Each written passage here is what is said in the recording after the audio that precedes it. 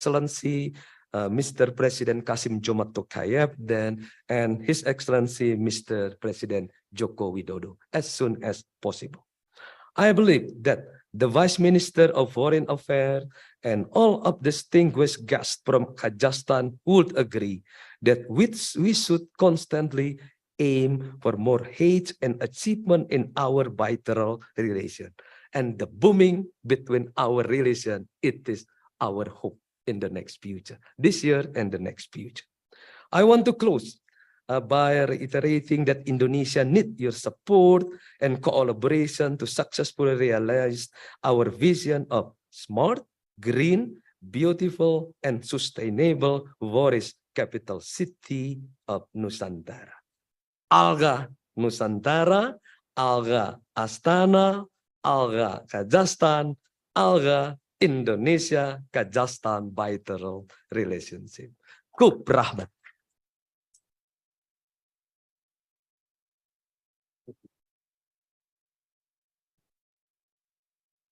Thank you, Your Excellency.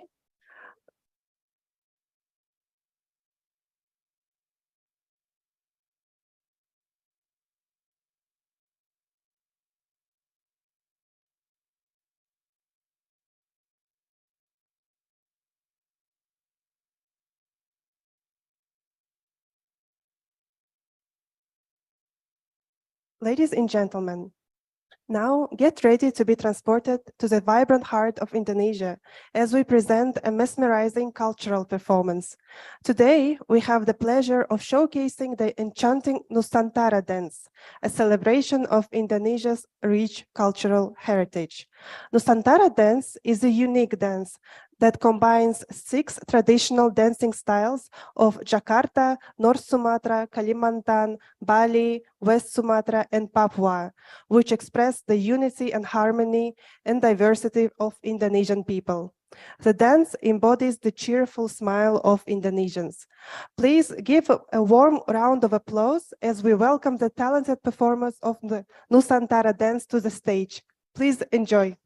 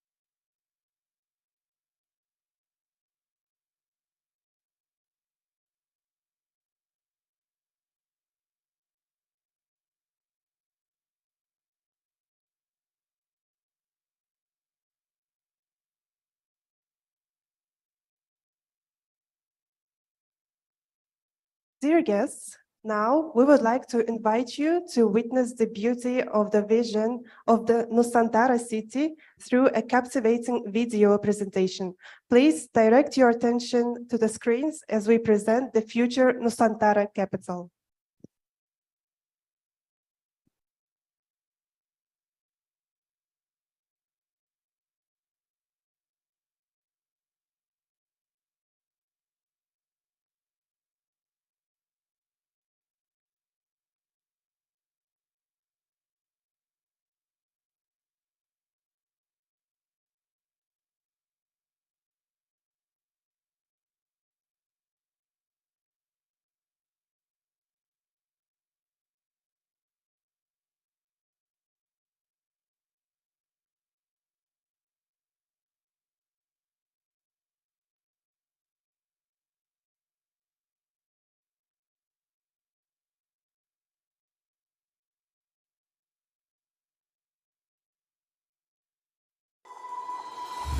Welcome to Nusantara, a place where the splendor of nature blends seamlessly with communal living, creating a tapestry of harmonious coexistence. Witness the captivating mangrove eco-park residing within the reach of vibrant communities. The grand capital of Nusantara ushers in a new era of governance and business. An economic zone that takes pride in its efficiency, becoming a hub for innovation and progress. Here, technological solutions harmonize with environmental consciousness, creating a transit-oriented development which leaves minimal footprint on our cherished Earth. Step into the beating heart of a lively city, where the future of endless possibility begins and grows abound. By Building an education center which transcends cultures, we forge tomorrow's generations that paints the identity of our nation's diversity. New and established football stadium and training centers will become the hallmark of Indonesia's endeavor in achieving its athletic success. As the sun sets, the city awakens in liveliness with entertainment district that celebrates Indonesian prismatic heritage. Find joy, come together in the botanical garden and discover the wonders of the tropical world. A better society is a healthy society. At Nusantara, an integrated healthcare system will be built as the pillar to the well-being of its people. It speaks of Indonesia's commitment to improve lives, which upholds the highest standard of quality and inclusiveness. We invite you to join us in entering our most promising chapter. Experience nature. Experience progress. Experience Nusantara.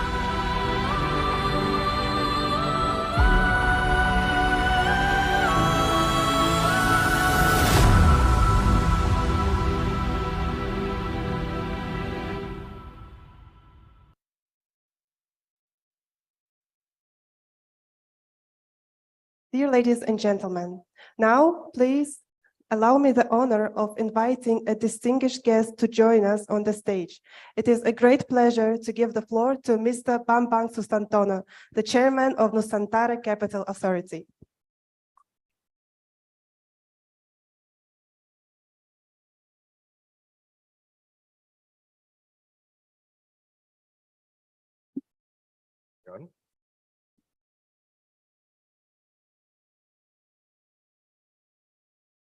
Bismillahirrahmanirrahim. Assalamualaikum warahmatullahi wabarakatuh. A very good morning, Liputan. I hope that I'm pronouncing it right. Ambassadors Muhammad Fajrul Rahman, ambassadors, colleague from ASEAN, from Malaysia, Thailand, and also Vietnam. I can feel a strong ASEAN spirit here. So thank you folks very much. Deputy Minister Almas Haidarov, thank you for coming. Colleagues, ladies and gentlemen, it is really a great pleasure for me to be here with you and share about the development of Nusantara, our new capital city of Indonesia. I thank you, Ambassador Fajrul Rahman, and also our colleagues here from Astana for hosting these important events. But let me first congratulate Astana for the 25th years anniversary. And happy birthday, as my ambassador also told us before, to Astana, and all the best for Astana. And I'm glad that we enter a sister city agreement yesterday. And I do hope that this will pave the way for our cooperations and collaborations in the future. So let me share with you a couple of things about Nusantara, and feel free also to contact us after this, because I have my two deputies here. One is a deputy for digital and green transformations, Professor Ali Brawi. Please stand up. And also on the line, I have also deputy for investment and finance. He's going to also ready for you if you are asking for incentive, what kind of incentive, and also what kind of process that you would like to have in participating in our development of Nusantara. To give you some perspective, let me first note that the movement of the capital is not a standalone policy. This is part of our Indonesia 2045 visions. Yeah? And the visions aim to create inclusive and more equal economic growth in Indonesia as a requirement for us to be a high-income country. We hope that by 2045, when we celebrate our 100 years of independence, we are going to graduate from the middle income to high-income status. Yeah? The development of the new city is in a strategic locations of Indonesia expected to be the catalyst for greater economic distributions, and this in turn will boost the country's economic and also social growth. Beyond that, ladies and gentlemen, the development of Nusantara reflects Indonesia's determinations also to make a tangible contribution to the 3 global campaigns. I would like to really emphasize on our participation on this 3 global campaign by also developing Nusantara. First, Nusantara wants to be part of the global agenda in conserving our biodiversity, okay, by rejuvenating the rich flora and fauna of Kalimantan, and we will implement the Nusantara Nature Positive Plan, we call it that way, which will ensure the protection of wildlife habitat in the city. Okay? We are working closely with several organizations, including to develop a biodiversity baseline and also conservation strategy. So you can see a couple of them. This is the Bekantan, a long-nosed endangered species that we would like to protect in the Nusantara area. So first is on the biodiversity. Second one is the global campaign on the SDGs, the Sustainable Development Goal. We will work closely with different agencies to track and report our SDG progress in Nusantara, and also come up with our own, what we call the voluntary local review, or VLR. Nusantara will be the first city in Indonesia that conducts a systematic tracking and also review of our SDGs. I have also my chief of SDG in my office for this job. And the development of the VLR, voluntary local review, we do hope that by next year, we are going to launch that one in New York, in the UN headquarters. The third and last point, which I will discuss more later, is our effort to play an active role in the global campaigns against the climate change. This is very important, including developing Nusantara as the Indonesia first city to be carbon neutral. I will explain to you later on this one. And if you see these 3 global campaigns, I'm pleased to inform you that we are working with several international organizations. Yeah, you can see some of them here. This is some of them, again, like the UNDP, the Asian Development Bank, the USAID, and others, including the, for example, international organizations like WWF, the World Wildlife Fund, to again strengthen our efforts to contribute to the global campaign of the 3 areas that I already told you before, SDGs, climate change, and also biodiversity. Yeah. This organization treats Nusantara as a living lab, which provides them with opportunity to generate new knowledge in addressing the global challenges. One standard that Nusantara adheres to its framework of ESG, environment, social, and governance, because we want to be the first city in Indonesia to comply with the ESG standards. We understand that the ESG is very important right now, and it's a new norm also for every investors. If you want to participate in the global financial and also global campaign against climate change or SDG, usually you will be asked what will be your ESG status. And I'm happy also to share with you that we are going to have our first ESG committee up and running by next month. Okay? Ladies and gentlemen, now allow me to share some basic facts about Nusantara. Nusantara is located on different islands. Yeah, if you see the left-hand side here, so I point there one. This is Almaty and this is Astana.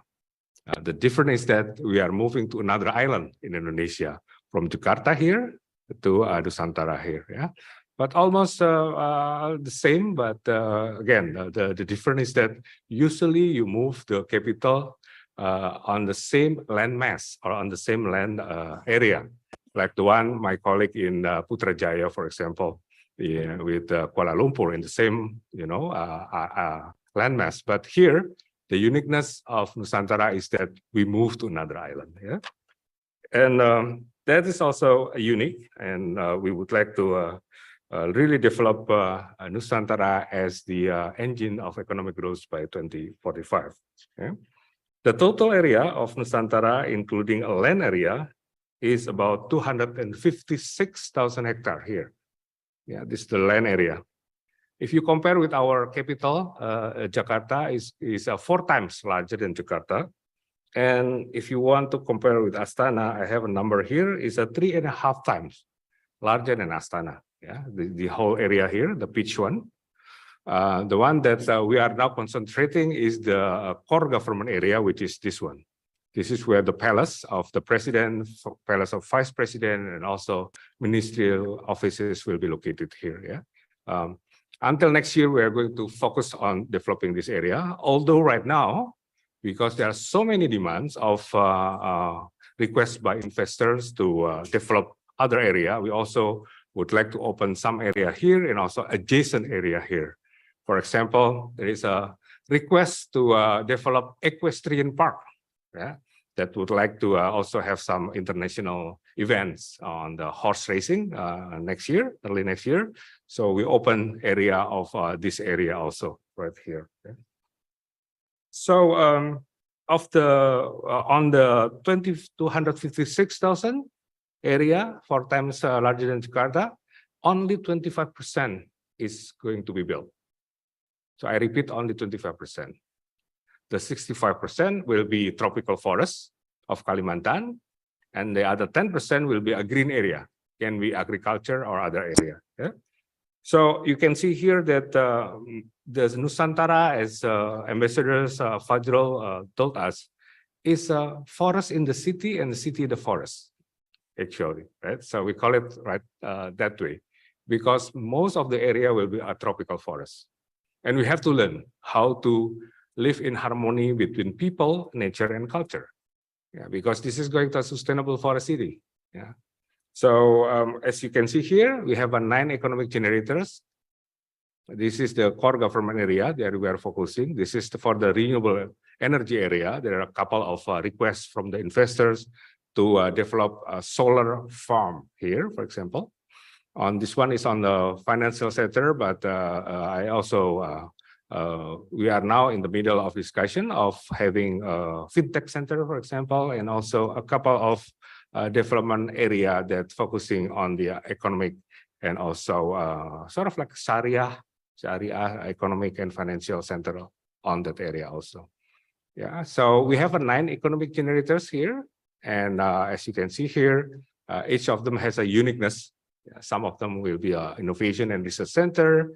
Some of them will be EduTown, and we are working with, for example, the Tony Blair Institute in UK to develop education town and education complex by inviting some of the best universities to locate or to open some branch and also institute in Nusantara. Okay. Let me also share with you our connectivity, because usually for the investors, they would like to ask 3 things. One is, what will be the population base? How many people will live there? And then what will be the connectivity on that area? The third one, the usual questions that posed by our colleagues, investors, potential investor, is the incentive. Yeah, but let me focus on the 2 of them. One is the connectivity. Right now we have a city of Balikpapan with 800,000 people live there. This is oil and gas city, middle income city, very rich. And we can go by here in, right now it's about 1.5 hours. But we are constructing this toll road right here, so that by the time we finish the toll road, we can go to the Nusantara area here in about only half an hour, 30 minutes. That's going to be the accessibility. Yeah? That's number 1. Second one, on the population base, 800,000 people here. Also, you can treat them as your potential population base. There are another city here. This is the East Kalimantan Province capital, also a commodity-rich area, city, I mean, and it's about 850,000 people. So you add up this 300,000, 850,000, and next year we are going to have about 200,000 people live in Nusantara. So all in all, your population base, if you consider your what will be the demand from the populations there, you can go by 1.8 to 1.9 people. Yeah, that will also deal with Nusantara and also would like to have some services of Nusantara. One thing that I would like to emphasize also is that this one, because this is what we call the immersed tunnel, because some part of the toll road, we have to go under the water. Why? Because we want to conserve the area here. This is a mangrove area, very rich with the biodiversity. I told you before that Nusantara will be part of the global campaign on biodiversity. We will follow the protocol of Kunming and also Montreal. This is the UN protocol. That's why now all the road has to be under the water because we want to protect the area above that one. Yeah, so this is going to be a bit expensive, but we do hope that there will be some investors that would like to work with us. Of course, the total area here is the total road is here, and this is a toll road, and this is the area where the immersed tunnel will be built right there. So you can see our commitment on how we will protect the environment of those areas. Yeah. Next one. This is the stages, as I believe Astana also have some stages. Yeah, and our first milestone will be next year because our president Joko Widodo, one of the initiators of this movement of the capital, will end his term next year. So we have to do something on next year, 2024. But beyond this one, we will build the city over the next 20 years. So I can, project like the Astana after 25 years, what will be happening in our case? Of course, it will be different because we are having a lot of hilly area. And don't forget that we are going to be a tropical forest, sustainable forest city. And that will be a striking difference with Astana, of course. We are not going to see skyscrapers in Astana, in Nusantara, but we are going to see a more design that in harmony with nature. So all of them will be a green design, but smart also, smart building. Yeah. Next one. So if you ask me, Bambang, what will be the situation in 2024, next year, when we will move the capital as a first stage? Yeah, this is the area. Of course, there is still a lot of tropical forests here. Remember, 75% will be still tropical forest, but safe to say that this is the area that we want to build. Yeah, this is the presidential palace, a couple of ministerial offices here. We will have one mall here.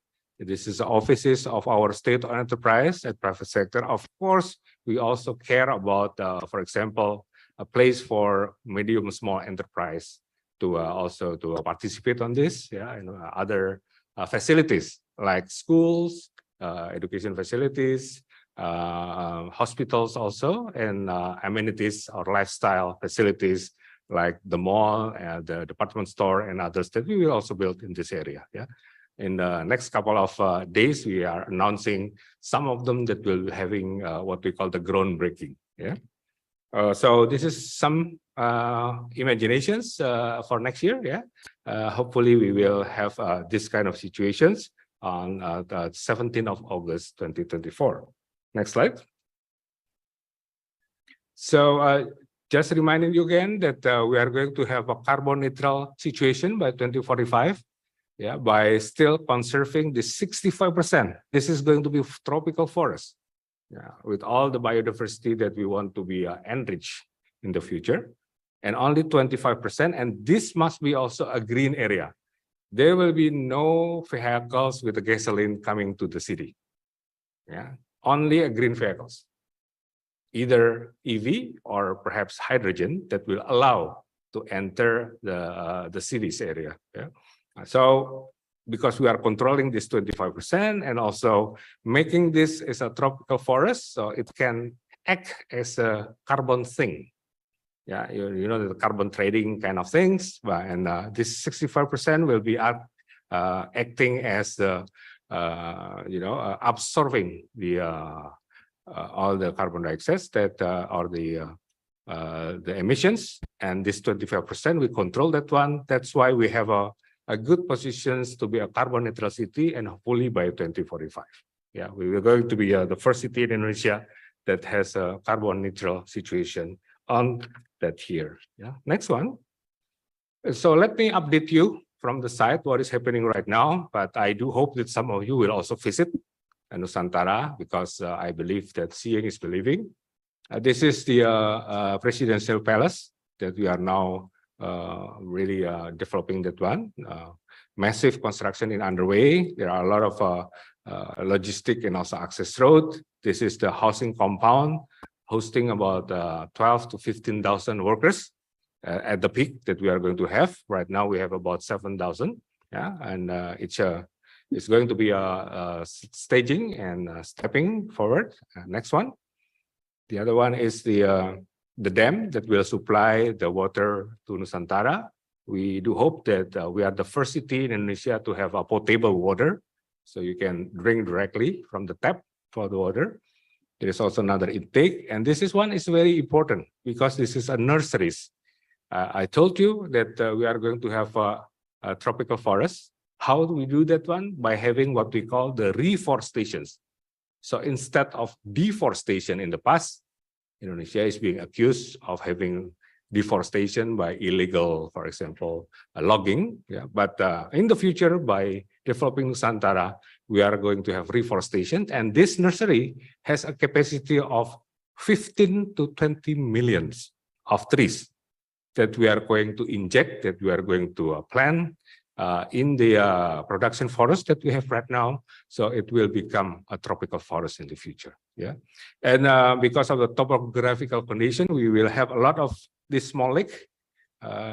We call it the riparians, the parking space for water, including Ambung is a small lake, for example, because the hilly area and also topographical situations, we will have a lot of this kind of parking space for water, and we are going to implement what we call the sponge city concept. It's like sponge, you know, you absorb the water, and then you can use the water whenever you need it. Yeah, so the sponge city and also nature-based solution is one of our sort of like tools that we are going to develop. Yeah, there are a lot of new approach that we are going to have in the city. The sponge city concept is now being implemented in some of China city and also some of the Australian city. Yeah, there is a growing interest of many of the cities to implement this new concept. Okay, next one. I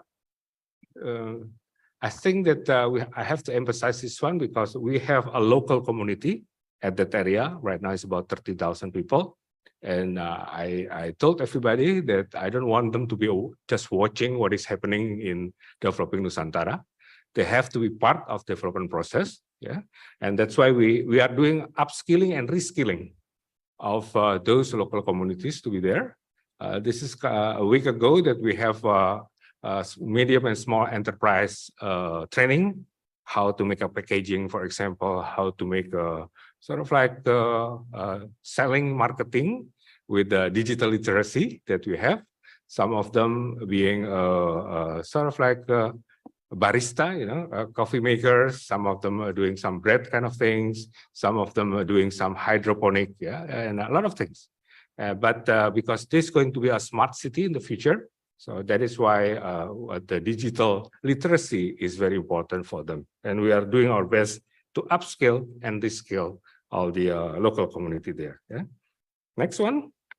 Now, let me also share with you the latest part, the last part of my presentation on the investment. And as of end of June, we received about 256 letter of interest. 256, and it's going to be going up again.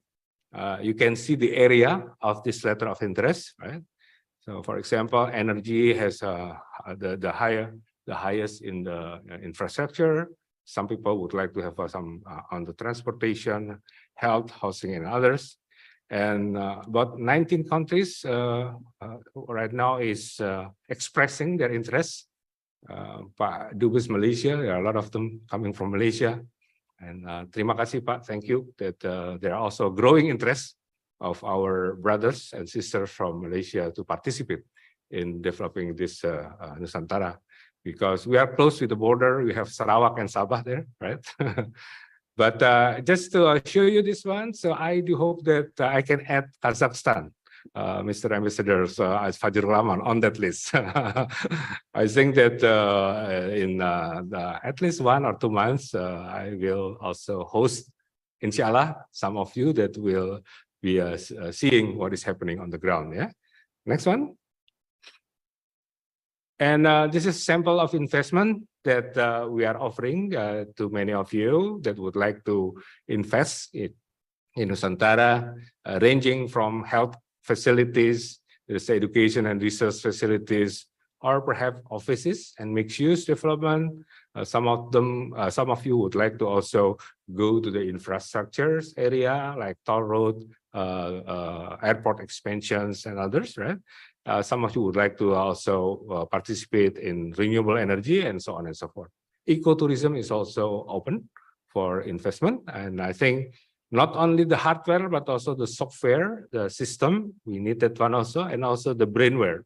So we also inviting some of the participation on how we train people with the latest technology, for example, in the AI, artificial intelligence, Internet of Things, or perhaps a blockchain and others. So because we need to have a leapfrog in 2045. Yeah.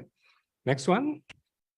And there is a couple of incentives that being possible because we have our government regulations newly issued by the government specifically on how on those who would like to invest in Nusantara. There is a tax reductions, there is super tax reductions, for example. There is exemptions of those who would like to also invest in several area, in social area, or perhaps on the research and development. Yeah, that is possible. And we also have some affirmative for the medium and small enterprise because we treat them to have a 0% corporate income. Yeah, so that they can also participate in our development process. Yeah. Next one, you can discuss later on here with my deputies, and also I am open. Of course, my knowledge on the detail will be less than my deputy, but I can also have some conversation with you on this subject. Yeah. So, ladies and gentlemen, as a close, I think there is a unique opportunity of Kazakhstan on as private sectors to participate because you already have your experiences in developing Astana. Yeah, of course, the situation will be different because you have a four seasons, so we only have 2 seasons, dry and also rainy seasons. But I think some knowledge still be useful for us to develop our new capital. And I do hope that some of you will follow up this meeting by also seeing is believing to the field. And I do hope that this also will strengthen the cooperations, collaboration, and relationship, at least between these 2 cities, Astana and Nusantara, but in the broader term between Indonesia and also Kazakhstan. I thank you for your attention. Assalamualaikum warahmatullahi wabarakatuh. Thank you. Rahmat.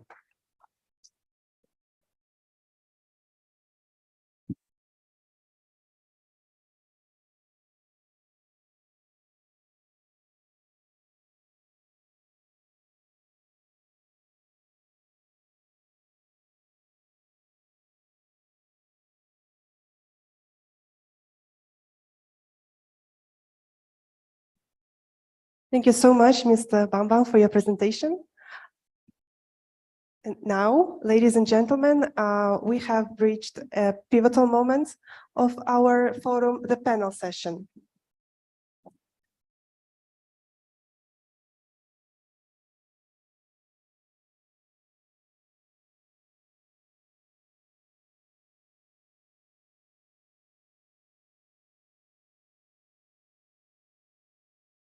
Let me introduce our esteemed moderator for today's panel session, Mr. Gustav Daud Sirait, Coordinator for the Political and Economic Department of the Embassy of Indonesia in Astana.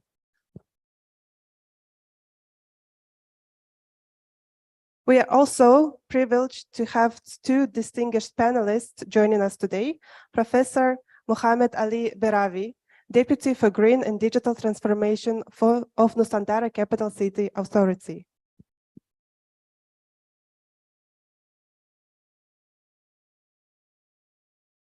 And also we have Mr. Agung Wicaksono, Deputy for Finance and Investment of Nusantara Capital City Authority, joining us through Zoom. from Indonesia. Assalamualaikum.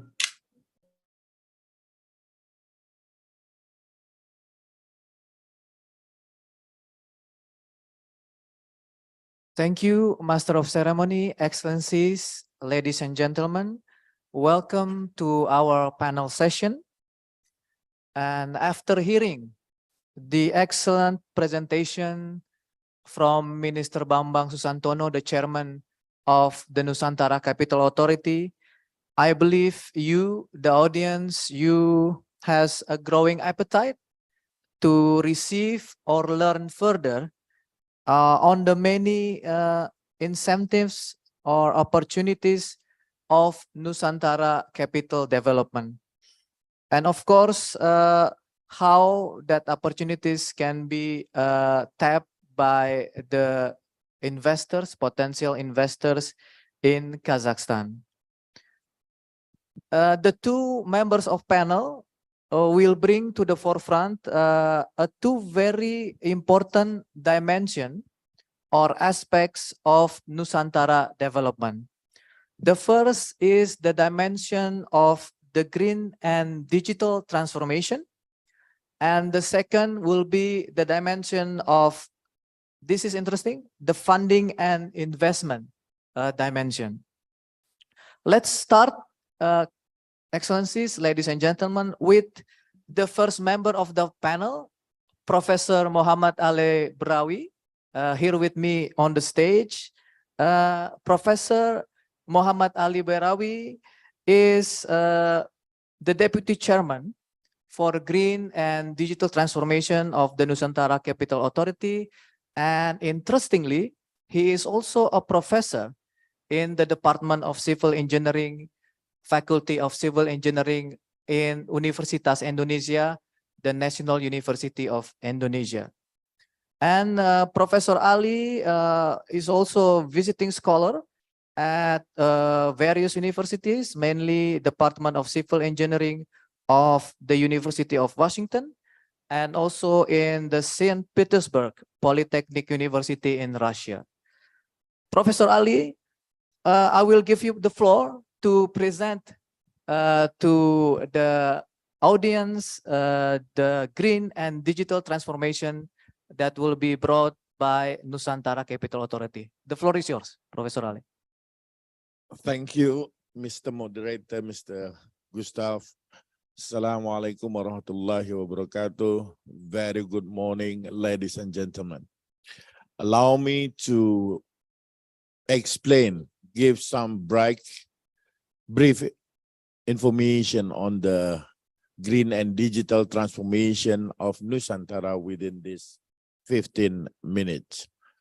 So as you can see from my slide, I'll talk through on the Nusantara, the Indonesia Smart and Sustainable Forest City, in which, like mentioned by the chairman, the Minister of Nusantara, we actually has this 5 principles in developing the Nusantara. In the next slide, we are talking about first building the Nusantara as a resilient, green and sustainable city.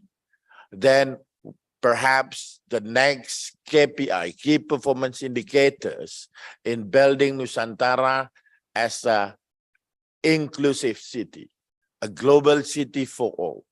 And last but not least, Nusantara as a smart city. So mainly, I will talk mainly on the smart city as a part of our KPI in building the new capital city of Indonesia. You see that we have this smart city infrastructure that will be delivered during the construction development. On the first layer, on the passive infrastructure, we have a physical infrastructure development. This particularly on building the multi-utility tunnel, in which all the utilities will lie down in order to connect all basic infrastructure, such as, for example, fiber optics, electric cables, water, waste, piping, and extra. On the second layer is developing the active infrastructure that include fiber optic cable networks, broadband 5G, as well as the command center and data center. And on the third layer, we will have various 6 domains of services application that include the e-governance, smart transportation and mobility, smart living, natural resources and energy, industry and human resource, and smart built environment and smart infrastructure. Let me talk through about each of these services. So on the next slide, for the e-governance, we plan to have a dynamic and inclusive city ready to face future changes and the use of digital information to improve productivity as well as the quality of life of each citizen. So we will provide from a digital identification into the built environment and infrastructure. In the smart governance, from a civil registration, digital identities, and towards the city integrated operation center, and then come up with the smart permit, smart administration, e-proc, and extra. On the second domain, on the transportation and mobility, we provide the intelligent transportation system from the autonomous driving system, electric vehicle ecosystem, advanced public transportation system, as well as the electronic payment system. Like mentioned by our chairman, we already signed the MOU with one of our technology providers in expanding the knowledge and technology on urban air mobility. Next year, we will have pilot project on urban air mobility for a sky taxi. So on the next slide, we also plan to have a smart logistic from the autonomous mobile robots, IoT system in logistic, as well as the logistic tracking system. For the smart living, we will produce a pollution control system, public space and safety system, health and welfare system, as well as disaster response and management.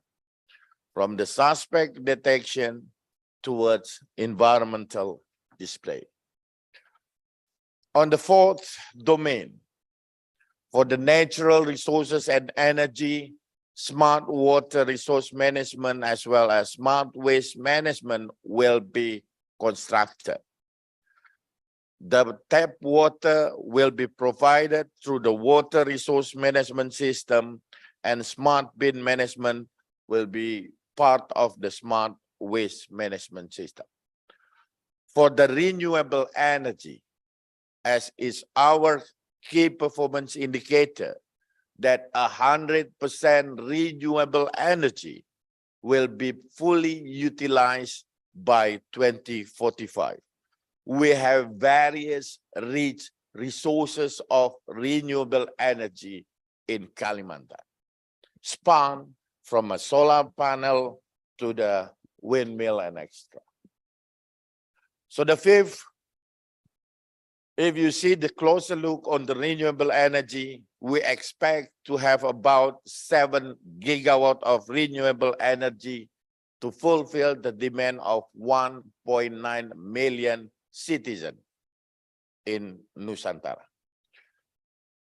For natural resources energy, as explained by the chairman, 75% of the Nusantara area will be dedicated for tropical forests as well as the green area, 65% dedicated for tropical forests, 10% for the green areas, and another 25% will be built as an urban development area. So to respond these green resources, we will have a smart forest and green management that include biodiversity and carbon stock monitoring, and also forest management with fire and climate sensor, hotspot monitoring, fire break system, as well as the use of digital technology in building the smart farming, include precision farming towards urban agriculture. The fifth one on the industries and human resources, the support for the local small medium enterprise, the citizen living lab towards the human resources development on digital social platform as a platform for co-creation with the citizen service collaboration. Last, the built environment and infrastructure. We already use the digital technology from building information modeling, digital twins towards the 5G infrastructure and smart construction, smart project monitoring.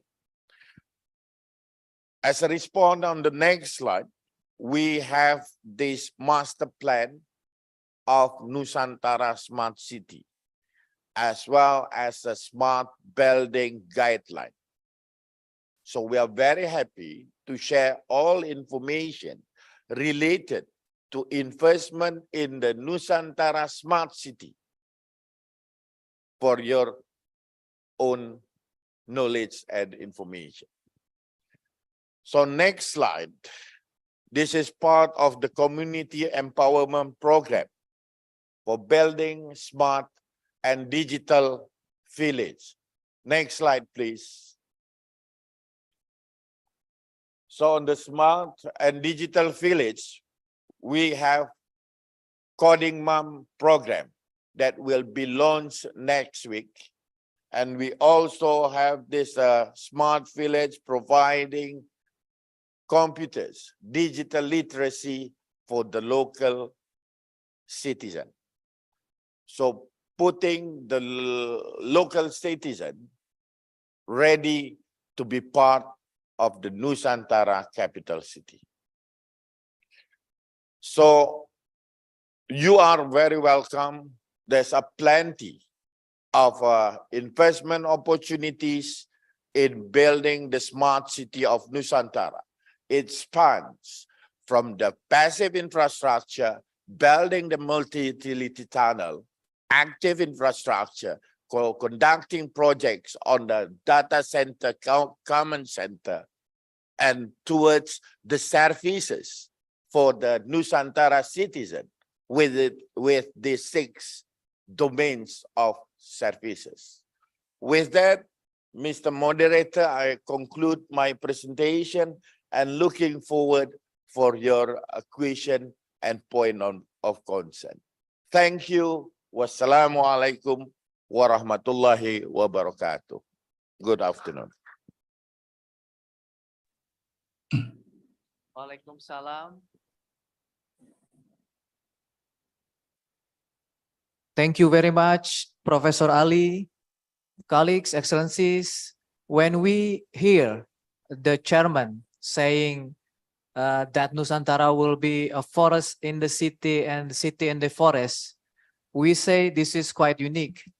But after hearing what Professor Ali has just explained to us in the audience, the aspect of smart city and the ambition of transportation mobility, renewable energy, when Nusantara would like to achieve 100% of renewable energy in 2045, and also how the smart and digital village aspect that we would like to present, we see that Nusantara is a very special case of a smart and forest city.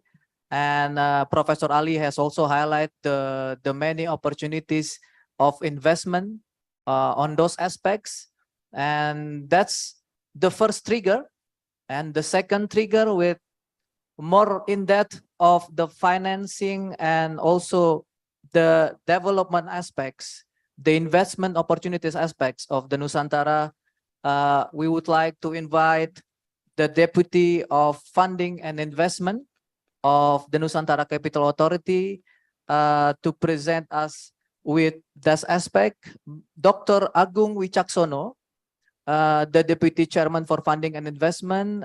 He has various experiences from academia, private sector, and government affairs. And prior to his current position, Mr. Agung is the director of Jababeka Infrastructure Company, the biggest industrial zone in Southeast Asia. And he has also hold other important position in the transportation sector in Indonesia. And with that, Pak Agung, the floor, or rather the screen, is yours to present us with the interesting aspects of investment opportunities in Nusantara. Please, Pak. Thank you, Mr. Moderator, Pak Gustav Sirait. I hope you can hear my voice clearly there in Astana. Yes, we can. Thank you. Okay, excellent. Assalamualaikum warahmatullahi wabarakatuh. A very warm good afternoon right now, or good morning for you in Astana from Jakarta, Indonesia, the still current capital, which by next year will move to Nusantara. Allow me to express my gratitude first to Chairman Minister Bambang Susantono, also to the Ambassador of Republic of Indonesia to Kazakhstan, Mr. Excellency Fajrul Rahman, also to the host of the event, the host of Astana, the Vice Minister of Foreign Affairs, Mr. Almas Aidarov, as well as the Deputy Hakim of Astana, Mr. Ryan Yeranov, and certainly all the participants there. Allow me to begin with an apology that I could not join you in person for this very precious business forum due to a force majeure, I would say. A force majeure because I was already holding my ticket to fly to Astana on that day, but I had to go to hospital and then being admitted for a few nights. But therefore, I feel very sad. But yesterday, when I was discharged from the hospital, and therefore I can be with you here, although not in person, I'm very happy because now I will follow up on what Professor Ali, my colleague, has shared about, how smart and green the city will be. And I'm going to show you how you can make that happen. So with that, let's go to the next slide. Okay, this has been explained briefly by Pak Gustav. I will skip this slide. Basically, I'm very happy coming from the private sector to be able to be called for this honorable duty to serve the Nusantara National Capital Authority, helping Minister Bambang in the investment area. And therefore, in the next slide, what we will see is how important is investment as an element to make Nusantara happen. Because as you can see here, out of the 100% budget necessary for this, which is about $35 billion US, only 20% will come from the government budget. So 80% of that will have to come from investment. And that means it should come from businesses like yourself through a number of participation.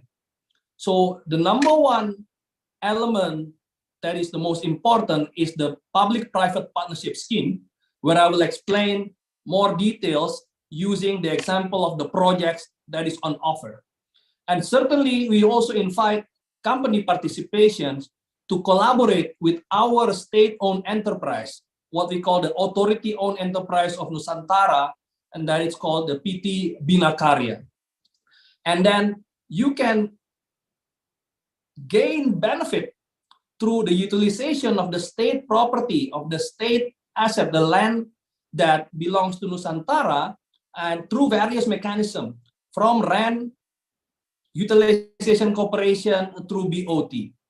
And certainly an international foreign direct investment is something that we would like to make to happen, as well as a number of creative financing capability.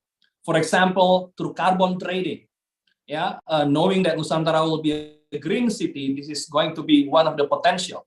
But also philanthropy, because of the donation scheme that is enabled through the government regulation, that will make it possible for you to contribute to the development of infrastructure in Nusantara through donation. So then in the next slide, we will see that we have identified in total 12 investment sectors. And these 12 sectors all are priority, but 6 of them are what we call the top priority, the urgent one. Energy, and especially renewable energy, is one of them.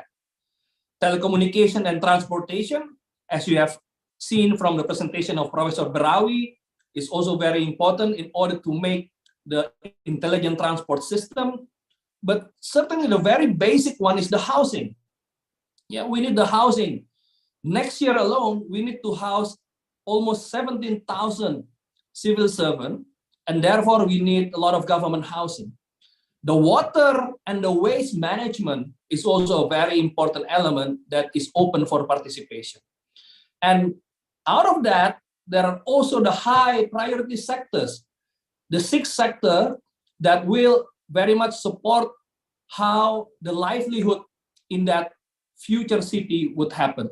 From township management to technology, medical facility, commercial infrastructure, education, and industrial area, all of this will be elaborated in the next slide. So in the next slide, you see that we have identified until now more than 300 projects that is on offer on the core government area alone. So for example, the housing area that I mentioned has about 130 projects, and the estimated investment, and this is only based on the land value alone. So don't get misunderstanding that this is not the total value of the investment, but this is just from the land value. And of course, the value of the building, you will have to extrapolate based on your offer that we will evaluate further. Same thing goes for the commercial area, the shopping mall that Minister Bambang has mentioned. Education obviously becomes very important. Transport, medical, telco, energy, and township. Those are the areas that we have identified, and we will see in the next slide the list of projects, the list of the sectors with example of project. So the first, as Professor Berawi mentioned, our city will require 7 gigawatts of renewable energy by 2045. And by next year, we will already need about 400 megawatts of power to be supplied. And you see there in that bar chart in the middle that already 50 megawatt of solar power plant will be constructed. But don't think that that is the end, because over time this volume will increase. So you see the yellow color is the solar, the blue color is even bigger, is the hydropower. So all this potential with estimated investment value could be about $6 billion will be on offer. And especially if you look at the next slide, starting next year, because the 50 megawatt project is already ongoing now, starting next year, the opportunity is for you to work with a project company, to have a project company that will work with our state-owned enterprise, the Bina Karya company, that will be the owner of the permit of electrification in Nusantara area. So this is not going to be under the central government state-owned enterprise anymore, but this goes directly to our authority-owned enterprise. And that enterprise will deliver the electricity to the end user. And what is unique with this project through the modality that we presented is that you will have an agreement not only with the company becoming the off-taker, yeah, as a project company, you will have an agreement, a guarantee agreement with the government through the Ministry of Finance, as well as a company that belongs to the Ministry of Finance that we call the IIGF, Indonesian Infrastructure Guaranteed Fund. So you can be playing the role as investor, as lender, or as contractor, but your role as project company will be secured through the offtake of electricity by the state-owned enterprise and also a guarantee agreement with the government. Yeah, and that government, Ministry of Finance will have a recourse agreement as well with our state-owned enterprise. So with a PPA of 20 to 25 years, this will guarantee a very safe return for you. And in the next chart, we'll see an example of the project on offer, that is a floating solar PV on a dam. So you have seen the progress of one of the projects right now we are building is the dam called Sepaku Semoy Dam. The dam is very important because water is the source of life. Yeah, so that dam can serve as a potential to have a floating solar panel, especially with the surface area of more than 300 hectares, that will house a potential capacity of almost 25 megawatt of electricity.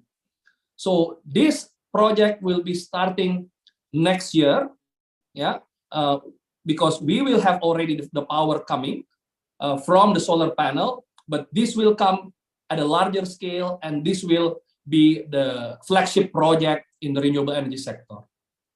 In the next slide, we see the sector of housing, which is very important. Why is that? Because this housing, in the next slide, will host about 17,000 civil servants. So in the next slide, I haven't seen the slide moving. Yes. This you see, by next year alone, we will require 128 towers to be built, apart from what has been constructed by the government. Right now, government is constructing 47 towers, and also a few hundreds are already on offer to other companies. But there are still plenty of opportunities for housing. And in the next slide, you will see the scheme that enables you to have the demand risk for this housing being taken care by the government. So maybe one of the questions you will have is, who is going to live in this housing? Yeah, you are not in control of that, right? Because these are basically government civil servants, where the government will be in charge of moving them from the current capital to Nusantara. So with that, we created this structure where the government officer, as the user or the tenant, will receive the service from the special purpose vehicle, the company that you as investor establish together with the contractor, and it will enter into a PPP agreement with us, with the Nusantara Capital City Authority as the government contracting agency. And through that PPP agreement, this company will receive what we call availability payment for investment return. And that is, again, something guaranteed by the government, by the Ministry of Finance, both through the guarantee agreement and the recourse agreement together with the IIGF as the company of the government. And this availability payment, ladies and gentlemen, has been secured by the Ministry of Finance. For every year, we have allocated 0.1% of our GDP to compensate for this availability payment. And even after 2029, this will increase to 0.15% of the GDP. So again, the demand risk is taken care of by the government, but you will invest first, and then we will recoup that investment through the availability payment over 15 to 20 years of time. So in the next chart, you will see we have also allocated the area. This is just one example of the housing happen to be a state-owned high-density vertical housing, and also the volume. So you will see we have a map consisting of all those plots of lands, the parcel of lands, and for that we have allocated also the volume of the area, as well as the number of the towers that is on offer. In the next slide, we go to the commercial area. So the civil servant needs to be in Nusantara for 3 reasons. They have to work, but they have to live, but also they need to play. Work, live, and play. The work part is compensated or provided for with the government offices that is already under construction. The housing is for the live part. The play element is through the commercial mixed use for the shopping mall, for the entertainment, and for that we have about 71 mixed use cluster for various usage from shopping malls to hotels and others. Yeah, and in the next slide you will see the modality for this. For the mixed use, it will be mainly a private investment where you will engage with the user, the tenant, the project company will engage with that, and you will have an agreement on the utilization of land, or we call it the ADP. Yeah, basically is the land of asset controlled by the authority, and there is a contribution to the authority that will be settled between the project company and also with the role of the state-owned enterprise, yeah, of Bina Karya. And basically this is something that in this case the demand risk is handled by the project company. Yeah, but of course, given the number of Nusantara residents, which by next year is estimated to be at least 200,000, yeah, then it is also a very promising potential to provide the play element of the city. Next slide. This is one example of the project, yeah, the potential for commercial mixed-use area. Okay, in the next slide, we'll go, yeah, to another sector, which is township. You have seen in the previous video the mangrove eco park.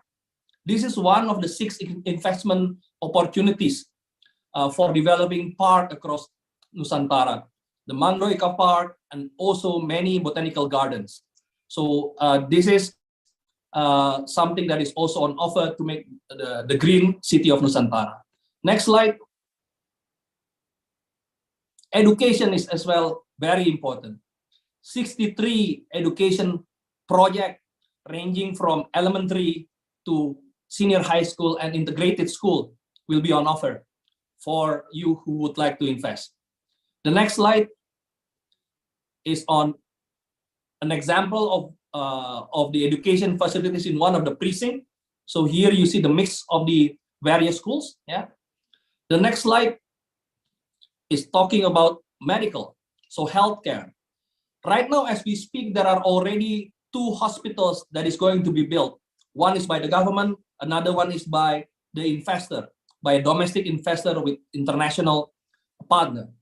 Certainly, there are more opportunity for healthcare open for you, both in the form of hospital as well as district health facility or center, yeah, that we see here. And in each of the precinct, yeah, of the 9 precinct, we see the number of the land area, yeah, that is on offer, yeah, for building medical facility. Next slide. This is one example in the West Precinct, yeah, one potential district health facility which will be close to vertical residence, close to hotel, as well as to the state-owned enterprise office. Yeah, so this is why I think it is going to be very attractive to build a medical facility in an area where it's close to various facility of the government. Next slide we see is transportation, something that Professor Brawi has elaborated before. So there are 5 possible opportunity of transportation investment. You can either go direct for investment, or if you want to test a new capability, there can be using a POC, proof of concept mechanism, that Professor Berawi has prepared. But in case you want to invest, then the next slide you will see one example of project, what is called the EV autonomous minibus on demand in one of the corridor. We call it corridor 13. So we would like to have the minibus serving as the first line and last mile feeder using an electric vehicle, and even further we would like to have an autonomous vehicle. So these are the potential scheme that can happen. It can be a PPP scheme, yeah, where say you invest the capex as well as the operation, the OPEX, but then the government will subsidize, will compensate, yeah, based on what the citizens will pay and the gap of the cost. Something that we have planned and we have already applied in various provinces in Indonesia. Yeah, for example, in Jakarta, I was before in the transportation sector. The government of Jakarta subsidized the citizen on the fare that they allocated, and that subsidy is used to compensate the operator, the private company. Yeah, so that kind of scheme can also happen, yeah, for Nusantara, where the government role through PPP is supporting the private investment. So in the next slide, we see for that to happen, we all provide the competitive investment incentive. The minister has already mentioned about the government regulation, and this incentive ranging from land ownership to ease of permit for foreign worker, tax holiday, VAT and luxury goods tax, super tax deduction up to custom and import duty. So this ease of doing business is something unique and being the most competitive in Indonesia at the moment. For example, the land usage right for 95 years and extendable for another 95 years, that only happened for the first time in Indonesia, as well as the building usage right for 80 years, extendable for another 8 years. Yeah. Or for example, for foreign workers to have exemption on the compensation fee, yeah, that needs to be paid to the government. This time, for workers in Nusantara, this will be exempted. Yeah. Or the tax holiday scheme, which I will explain in the next slide. So in the next slide, we'll see, yeah, each of the incentive that shows that Nusantara is much more attractive compared to the existing tax incentive in Indonesia. The first one, for example, the tax holiday. Outside Nusantara, you can only get tax holiday if you invest more than 100 billion rupiah, or about $6.5 million. But in Nusantara, you can invest just 10 billion rupiah, or just about $650,000 US. You can already get the tax holiday with a longer term. So only 1/10 of the limit in Indonesia, but with a longer term of tax holiday. Yeah. Also in other aspect, the super tax deduction, for example, they have much more percentage in Nusantara, yeah, and as well as up to various aspects that I've mentioned before, the custom duty facility, the VAT and sales tax, and the income tax article borne by the government. These all are much more attractive in Nusantara compared to other parts of Indonesia. This is how the government is really showing that we invite participation of investors to make Nusantara happy. In the next slide, to make that happen, as you see here, this investment journey of Nusantara was started by the president himself last year. In October, he started the market sounding in Jakarta, accompanied by Chairman Minister Bambang and Vice Chairman Doni, as well as the Indonesian Chamber of Commerce. And the journey to Japan began earlier this year, just like what Mr. Chairman is doing today.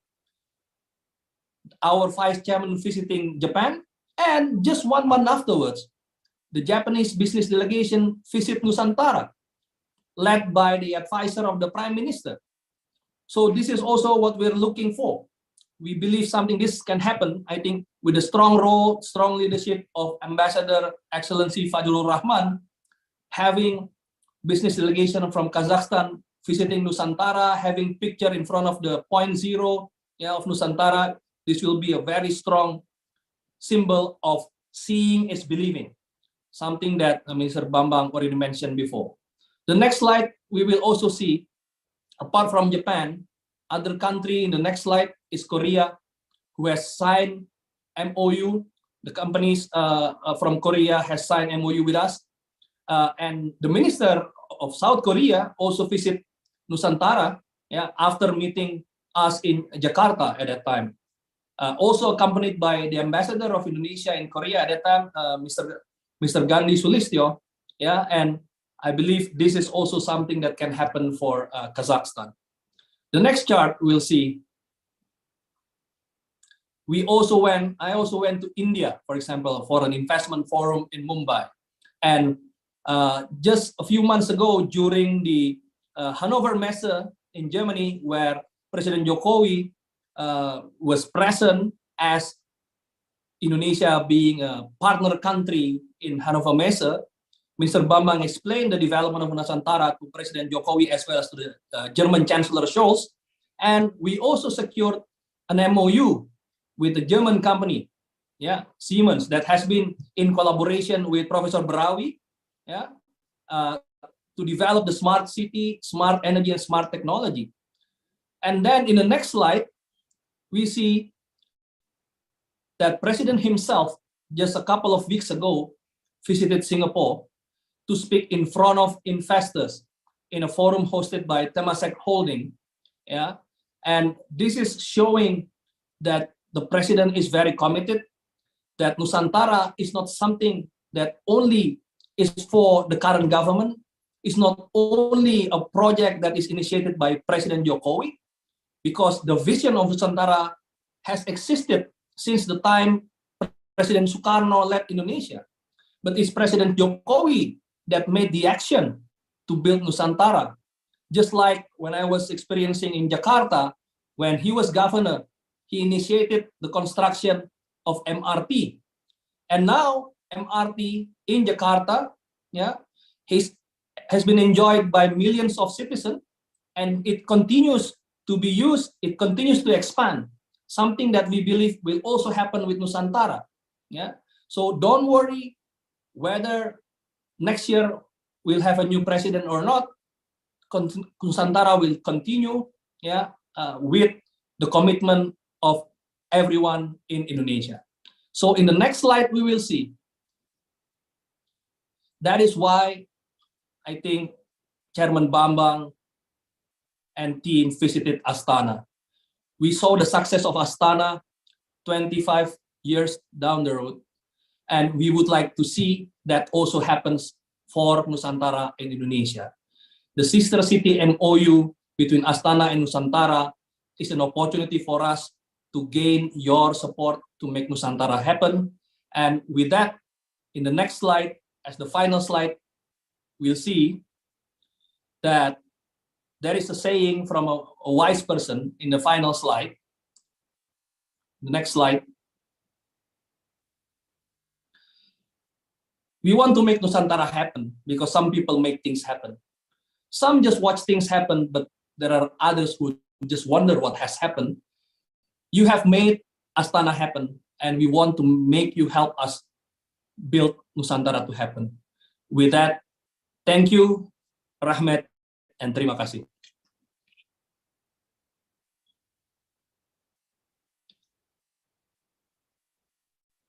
Thank you, Pak Agung, for the great presentation. And if you say seeing is believing, I think after the two members of panel, I can say listening is almost believing. So we are one step, almost one step there. And now, colleagues, it's your turn. If you have questions with regard to the development of Nusantara, and also with regard to the aspects that have been presented each by Professor Ali and Deputy Agung in the aspects of smart city and digital green transformation, and also in the aspect of investment and financing. We would like to hear your question. I will give first opportunity to the left side of the podium. Is there any question from colleagues on the left side, left wing?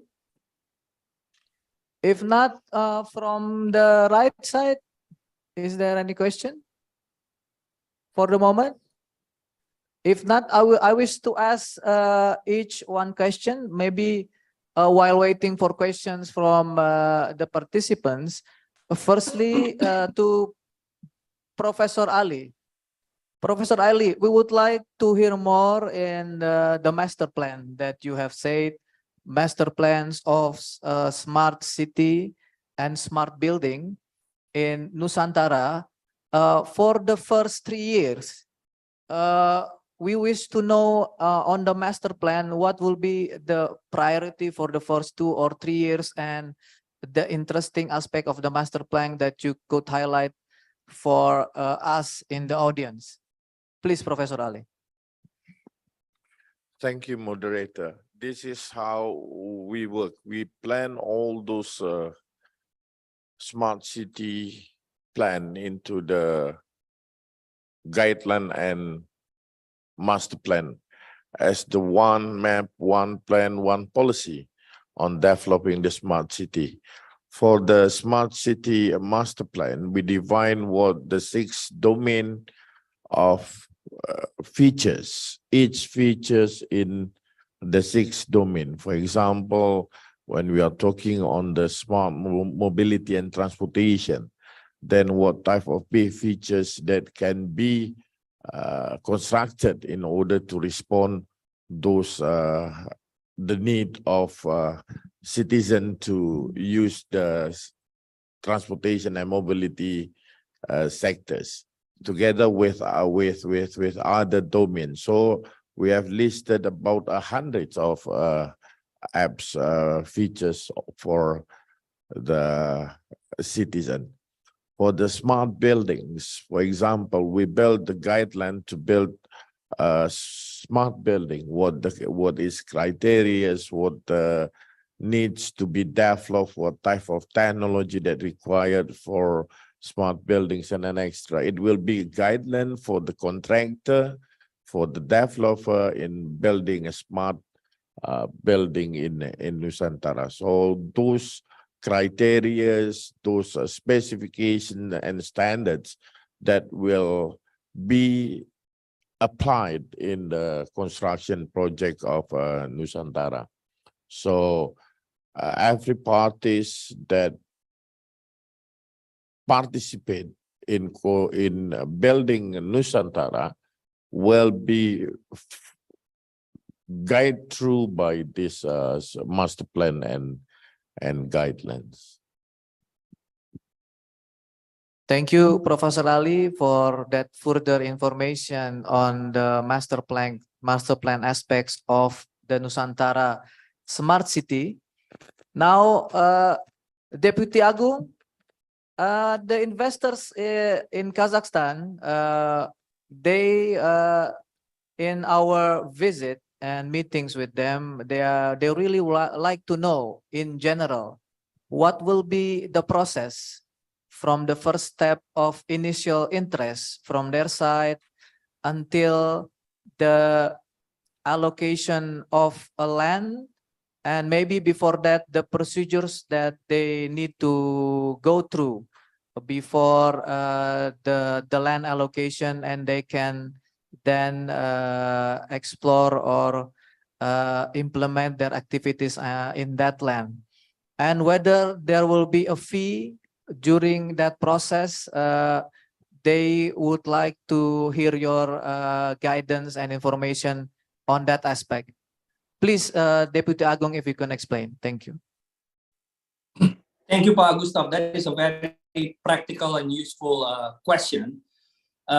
First of all, we have heard that Minister Bambang, the chairman have mentioned that we have received 256 letter of intent. So that's how to begin with. Please send us a letter of intent. I think we'll be very happy. We have showed that slide. I think we can show that slide later. The final slide that has the email address and also the address. It is directed toward the chairman. Yeah, and based on that, we have our investor relation team. Yeah, so that is the address, and yes, there is also the email, the Investasi. Yeah, that's the one, investasi@ikn.go.id. So our investor relation team will then sort out, yeah, the letter of intent that you have, and we will share with you, Pak Gustav, the format of the letter of intent, yeah, so that this can be disseminated, yeah, to the potential investors. That format of letter of intent will consist basically, you know, the name of the company, the description of the company, as well as the interest in which area. Yeah, I've mentioned already the sectors and also the potential project. So say which area, which project you are interested in, and your role as investor, what are your capability? So for example, the financial capability, also say the technological capability, partnership with certain banks, for example. Yeah, and our team will do an evaluation, yeah, to match the interest and the needs that we have. Yeah, and after that, we will go on what we call a one-on-one meeting. Yeah, that one-on-one meeting can take place either physically or through teleconference. And after a one-on-one meeting, we then go further and reach the stage where we can go to a non-disclosure agreement. So one-on-one meeting is like a dating process for, let's say, the first date, right? But once we reach an NDA, then we start, agreeing that, we will see each other every week, and then also open the information. We will share more information about those land. Yeah, and after the NDA is signed, we can go further later to a stage where we can have an agreement, and by that agreement, we will already then allocate the land. Yeah, the land allocation process will happen certainly within the authority of IKN, not just going to be me as the deputy for investment. We'll work together with the deputy for planning and also for the land affairs. Yeah, and with that, you will get the land allocated, but also the price range of that land. At the moment, we are in the process of issuing a decree on the value of the land that has been determined by independent appraiser. Yeah, so the price of the land is determined by independent appraiser. Yeah, so that it's becoming a fair price. Yeah, and through a negotiation process between the investor and our authority, especially through our authority-owned enterprise, then it will seal the agreement with the land being allocated. And hopefully, after that, you can continue and embark on the construction. That is for a direct private investment. But if it is a PPP, a public-private partnership scheme, so you can propose a project, an unsolicited project, but that proposal will then be evaluated by us with the role of the Ministry of Finance, especially when you will do the feasibility study later. Yeah, the result of the feasibility study will be evaluated by Ministry of Finance company, and with that feasibility study, we will be able to conduct a procurement process. Yeah, especially if this is an unsolicited process. Yeah, the procurement process will come after, after that stages. Yeah, or if this is a solicited proposal, solicited project, the project will be offered by us, will be tendered, yeah, and companies can participate. And you can either participate as a foreign investment by collaborating with a state-owned company or a local private partner, yeah. And this PPP scheme is more stringent because the government allocate the budget for this. Yeah, like I mentioned, the availability payment. Your investment after 15 years will be recovered, yeah, by the government role. So that's basically the two scheme. And for that, of course, there is no payment required for the process. Only when we secure a deal, the transaction happen, then the money talks. Yeah. So the show me the money things happen after the evaluation, yeah, and then negotiation, and then show me the money, or show the country the money, yeah. Through a scheme where we will elaborate further, for example, through an escrow account, a joint account, yeah, between the investors and the authority company, that will ensure, that this dating, yeah, the speed dating will then become a marriage for the future of Nusantara. I think that's my explanation, Pak Gustav. Thank you very much, Deputy Agung. It's indeed very useful, and you have explained to us all the steps until we have the marriage, and hopefully will produce many fruitful benefits for both Indonesia and also Kazakhstan. Thank you again, Deputy Agung, and also Professor Ali. And I think we have appetite for one question from the audience. We have Pak Sirik, our honorary counsel, and also businessman from Almaty who would like to convey questions to the panel. Please, Pak Sirik, the floor is yours. Господа коллеги, господа гости наши, я являюсь почетным консулом Индонезии в Алмате, и в течение года-полтора мы уже обсуждаем эти вопросы. Есть компании в Казахстане, которые имеют большой международный опыт строительства, именно строительства. Они в больших объемах работают, инвестировали и в Турции, и в России, и в других странах мира. После нашей неоднократной встречи у них появилась заинтересованность развивать свой бизнес в новой столице Нур-Сантара. И вопрос ко мне, которые попросили меня узнать, как предоставление земельных участков и на сколько лет, какие налоговые льготы. Пока вот это два вопроса.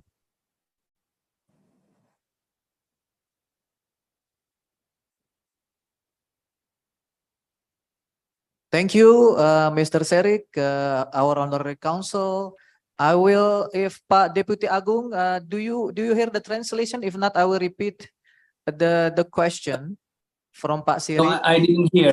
I didn't Okay. hear the translation. So please repeat, Pak Gustav. Okay.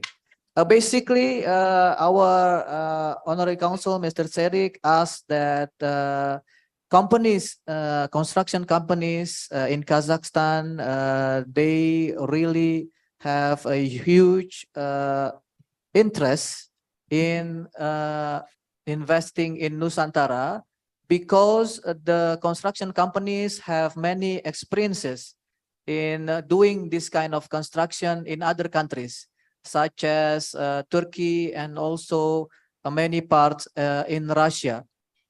With regard to that, Pak Sirik, he wants to convey a question from several construction businessmen in Kazakhstan. The first is if the panel can explain the allocation of the land process one more time in details. With regard to how many years the land could be allocated or utilized, and secondly, on the incentives, if we could have more details on the tax aspect and other benefits, incentives with regard to the private investment aspect. That will be the two main questions conveyed representing the construction businessman in Kazakhstan from Pak Serik. Please, maybe Deputy Agung first, and then Prof. Ali, if you want to add on that. Please, Deputy Agung. Okay, thank you, Pak Gustav, the moderator. So, Honorary Counsel, Mr. Serik Karim Sakov, it's an honor for us to get question and interest from you representing the construction companies. And indeed, I think the participation of construction companies from Kazakhstan is something will be very important, very valuable for us in Nusantara. Just to give you some example, already one big consortium of construction companies from China, the name is CCFG, already submitted not just a letter of intent, but also already getting the letter to proceed, and they are already working on the feasibility study to build housing, to build housing for the civil servant, which is going to be under the PPP scheme that I mentioned before. Another one is from Korea Land and Housing Corporation, also did the same thing, for 20, I think about 20 a tower of housing. The one from China, maybe they propose about 60, something that we are still evaluating.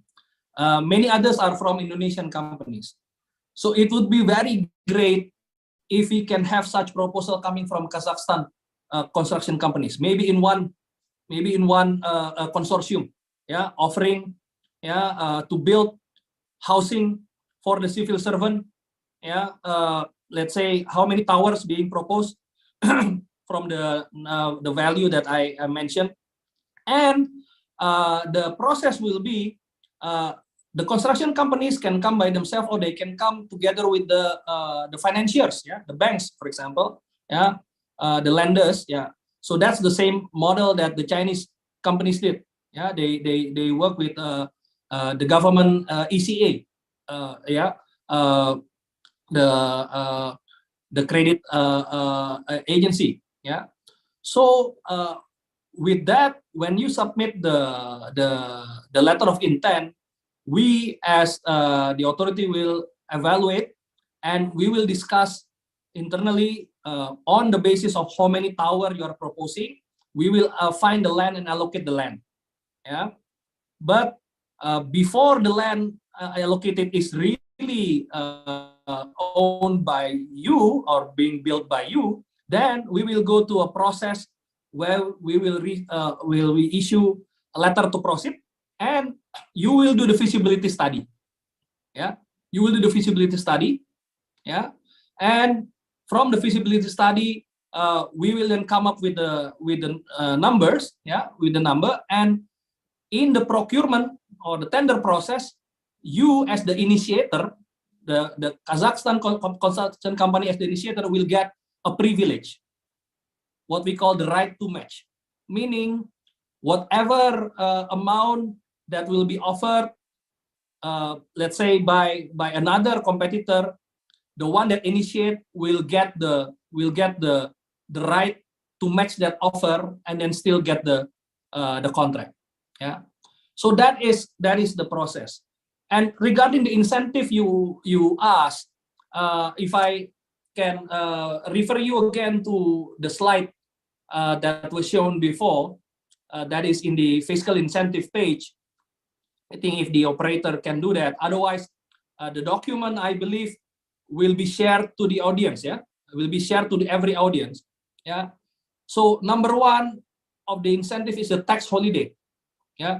Tax holiday can be a maximum of 30 years with just investment of 10 billion rupiah, which is very minimal. 10 billion is only $600,000. So, or if you to do a donation, doesn't actually yield commercial value, unlike a housing where you get the value. But let's say if you want to donate in building a road, yeah, building a road, let's say the name of the road is Nur Sultan Road, yeah, that can be getting a donation, yeah, super deduction tax, especially if you do it together with the local businesses, yeah, yeah, or the income tax article, yeah, yes, this one. So the financial income tax is more for a medium and small enterprise, micro and small medium enterprise, which I believe not fall under your category. But say the income tax article 21, that will be borne by the government for all the employees that located in Nusantara. So if you have employees working, you put your company working there, yeah, the employees there who has the domicile, yeah, there, Indonesian, for example, who live there, then there will be exempted from the income tax article 21. The value added tax and sales tax on luxury good, yeah, it will not be collected on property, electric vehicles, property rental services, construction services, and waste treatment services. Yeah. These details will be explained by the Ministry of Finance regulation, yeah, on how you can get this waiver on the value-added tax and sales tax on the luxury goods. And the last is custom and duty facility, yeah. So you can get an exemption from import duty on the importation of goods for public and industrial interests, yeah. So if it is for public needs, for industrial needs, it is exempted, and also additional import tax exemption for investment facilities, yeah. And the period of import duty exemption is extended from 2 to 4 years, becoming to 4 to 6 years, yeah. So these are some of the incentives on the tax aspect. If we go to the previous page, yeah, the previous page, because you were asking about the land, yeah, the land, the page before this, the slide before this, if you can show. Yes. So for example, on the land, you ask what incentive you get for the land, Mr. Sharik. The land and building acquisition fee, we call it BPHTB in Indonesia, will be 0%. Yeah. And also for the land usage rights, yeah, it will be for 95 years and can be extended for another 95 years. Yeah. Or if you have a building usage right, yeah, yeah, it will be for 80 years, extended another 80 years, so 160 years. Yeah. Yeah. So that's the land ownership incentive, which never exists before in Indonesia. Yeah. So these are some of the incentives that I can explain. My suggestion is for the construction companies, if they can take the initiative, send a letter of interest to contribute, let's say, for a housing project, yeah, for a housing project, and then if you mentioned that this will be, for example, for a PPP scheme, public-private partnership scheme, yeah, and then we will go further and evaluate, and hopefully, you know, there is a contribution of investment from Kazakhstan company. Thank you. Thank you very much, Pak Agung, for that clear guidance and suggestion on how the construction companies can explore and reap the opportunities of investing in Nusantara. We have one other question, I believe. Pak Victor, you would like to ask a question? Please. Да, добрый день. У меня один вопрос. Вопрос заключается в том, что, к сожалению, мы сейчас не видим информацию о возвратности капитала. То есть инвестиции подразумевают возвратность. Сколько на $1 инвестиций в результате вернется денег? Этого непонятно. Мы видим потребности в инвестициях, но от принципа возвратности и что могут заработать потенциальные инвесторы мы не видим.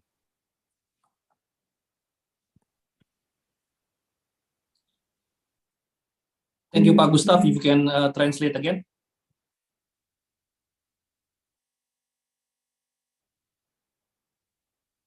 Thank you. Yes, Pak Agung, thank you, Mr. Victor, for the president of Association of Construction Companies in Kazakhstan. Would like to ask you, in particular, Pak Agung, Pak Deputy, with regard to the investment return, what percentage in general, or if you can give an idea of investment return would the Kazakhstan investors have if they decided to launch their investment initiative in Nusantara? So that's the short, simple question. What will be the percentage of investment that will be returned to Kazakhstan infrastructure companies if they decide to invest in Nusantara? Please, Pak Agung. Yes, thank you, Mr. Victor.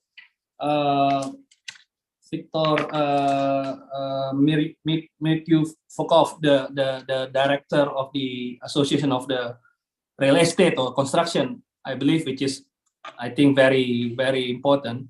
So basically, Mr. Victor, the value of return on investment is quite similar, yeah, according to the sector.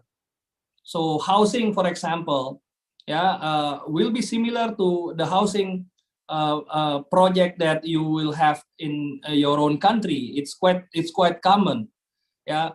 But of course, the specific evaluation that you do for the feasibility study will determine that.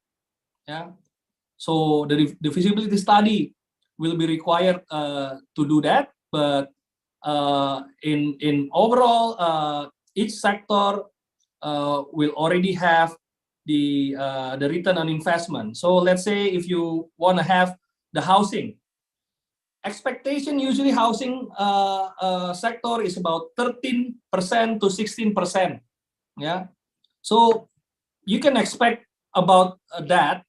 But we will, of course, would like to know your proposal, yeah. Before then, we evaluate and come up with the, the number that we can agree on, yeah. But that's the typical one. That's for housing. Say if you want to look at the commercial shopping mall or hotels, yeah. This is, say, about 15% to 19%. Yeah, yeah. It's higher, but of course the risk is also higher. Yeah, because for that we don't actually, for commercial infrastructure like malls, we don't come with the public-private partnership scheme. Yeah, this is a pure private investment. Yeah. So that's the number, Mr. Victor Yukov, and hopefully that can serve as a estimate for you to give the proposal to us. Yeah, thank you. Thank you, Pak Agung. Indeed, very useful estimation for Pak Victor. And now, Prof. Ali, you would like to add, please. Yeah, thank you, moderator. So, first of all, like mentioned by Deputy Agung, send your letter of intent to the Nusantara, to chairman of IKN. Then from that, you will find the list of opportunities that existed in Nusantara. For example, in the area of 256,000 hectares, we divided into 9 clusters, 9 areas, starting from the core government area, renewable energy, high-tech area, education, and etc. So after you send the LOI, then in certain agreement, you will sign the NDA, non-disclosure agreement, in which all the data required for you to do your feasibility study will be delivered by the authority. So this is why we need to sign the NDA. From that, you will define your feasibility studies and submit your proposal to Nusantara. Nusantara will have team to evaluate and to examine your proposal. Then it comes entering the negotiation process. So for example, in the first area, the main area of core government area, you see we have about, hold on, I have a glasses. So we have about 793 lots, in which each of lots consists of residential, education, and then public facilities and extra. This is for the core government area. For the other cluster, we also divide how many lots, how many area that can be offered to the private sector. So there's adding up the answer from my colleague, Deputy Agung. On the other hand, Mr. Victor, for the IRR, rate of return, for sure, when we invite the private sector, means that we know exactly that colleague from private sector entering the projects need to gain some return. So definitely when we do negotiation and binding agreement letter, the IRR will be higher than your W average cost of capital, weighted average cost of capital, or your MAR, minimum attractive rate of return for your company. But it doesn't stand alone. It will be compete with other proposal. So this is why we hands on the data for you to enable you to construct your FS and submit your proposal. Once it goes to this process, then we will select and we will define who won the project and what type of collaboration that will be conducted between Nusantara and your company. But for sure, the winning companies will be earn reasonable profit for them to do the project in Indonesia. Additional information, Indonesia is a fourth largest population, Mr. Victor. We have 270 million people, and it is estimated by 2030 close to 300 million people. It's a big market, but on the same time, it is a big productive engine. What we are looking for colleagues from foreign partners is how you entering the market while we work together, developing our capabilities, capacity together. So it's not only about the market, but it is about how we could grow together. Kazakhstan, Indonesia, as a team, as a partner on developing the global project. With that, I conclude my answer. Thank you, and looking forward to see you in Nusantara.